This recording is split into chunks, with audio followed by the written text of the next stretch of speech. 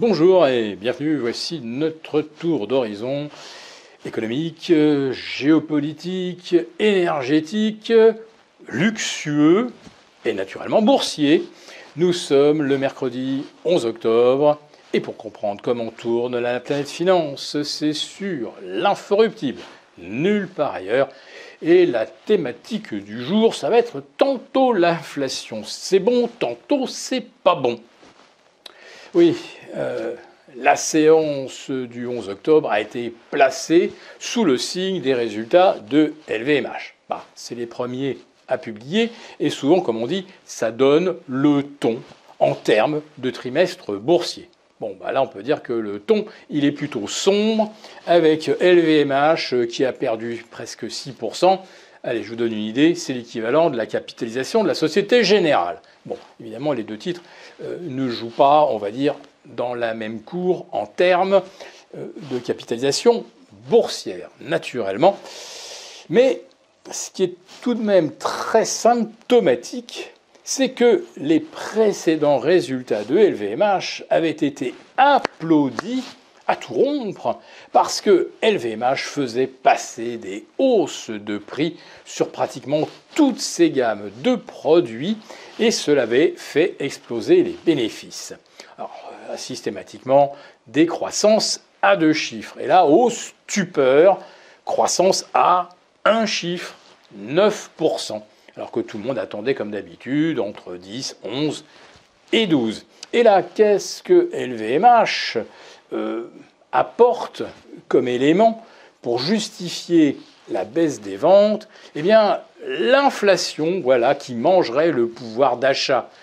Jusqu'à présent, le pouvoir d'achat des riches et des ultra-riches n'a pas souvent été mordu et égratigné par l'inflation. Mais là, d'un seul coup, ça deviendrait une cause. Sauf que si on observe bien les résultats précédents, eh bien, la hausse des prix avait déjà compensé une baisse des volumes.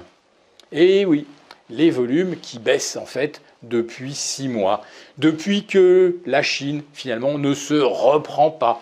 On pensait dès le mois de mars qu'on verrait la Chine redevenir la locomotive du monde et la locomotive du luxe. Et les ventes sont honorables, mais certainement pas exponentielles comme on l'espérait. Et ça commence effectivement à coincer également aux États-Unis dans tous les domaines, la maroquinerie, le parfum, les alcools, le cognac, voilà. Donc est-ce qu'aux États-Unis, il y a une inflation qui bloque l'acte d'achat des classes supérieures? Eh bien, c'est peut-être un phénomène sur lequel il faudra que l'on se penche. Alors évidemment, je vous parle de luxe, alors que l'actualité géopolitique, elle est absolument dramatique. Et vous avez compris, en parcourant les réseaux sociaux, que vous ne pouvez rien dire sans vous prendre une volée de bois vert, soit parce que vous aurez été trop équilibré dans vos propos, alors qu'il y a un vrai méchant. Alors évidemment, le méchant, c'est toujours le méchant de l'autre. On ne peut pas vraiment se livrer à des analyses.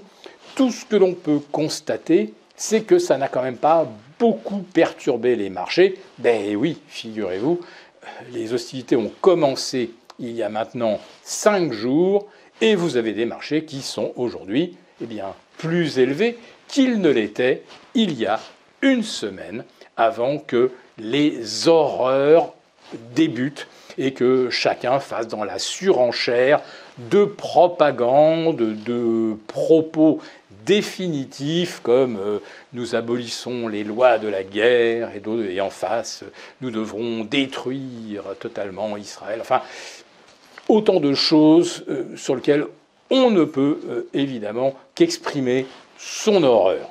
Mais les marchés, vous le constatez, eux, ne semblent pas du tout horrifiés et semblent se fier à une règle statistique qui veut que eh bien, quand on analyse tous les conflits depuis 1991, tempête du désert, 2003, l'invasion de l'Irak, tous les conflits au Moyen-Orient de 2000 à 2021 et 2023, eh bien, systématiquement, ça se solde plutôt par un rebond des marchés.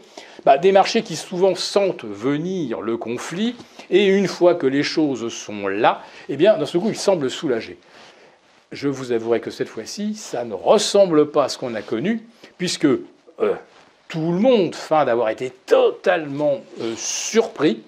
Mais voilà, le conflit survient au moment où les marchés venaient de reperdre 7 ou 8% sur le sommet, et déjà certains y voient une fenêtre pour réinvestir.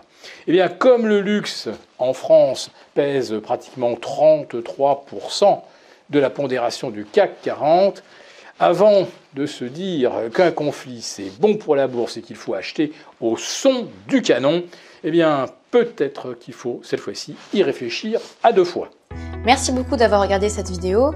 N'hésitez pas à réagir dans les commentaires ou à liker et partager cette vidéo si le contenu vous a plu. Et pour ne rater aucune de nos prochaines émissions, vous pouvez vous abonner à notre chaîne et activer les notifications. Et pour plus de contenu, n'oubliez pas que le dernier rapport rédigé par nos experts est accessible en cliquant sur le lien de description. On se retrouve tout de suite dans les commentaires et je vous dis à très bientôt pour une prochaine vidéo.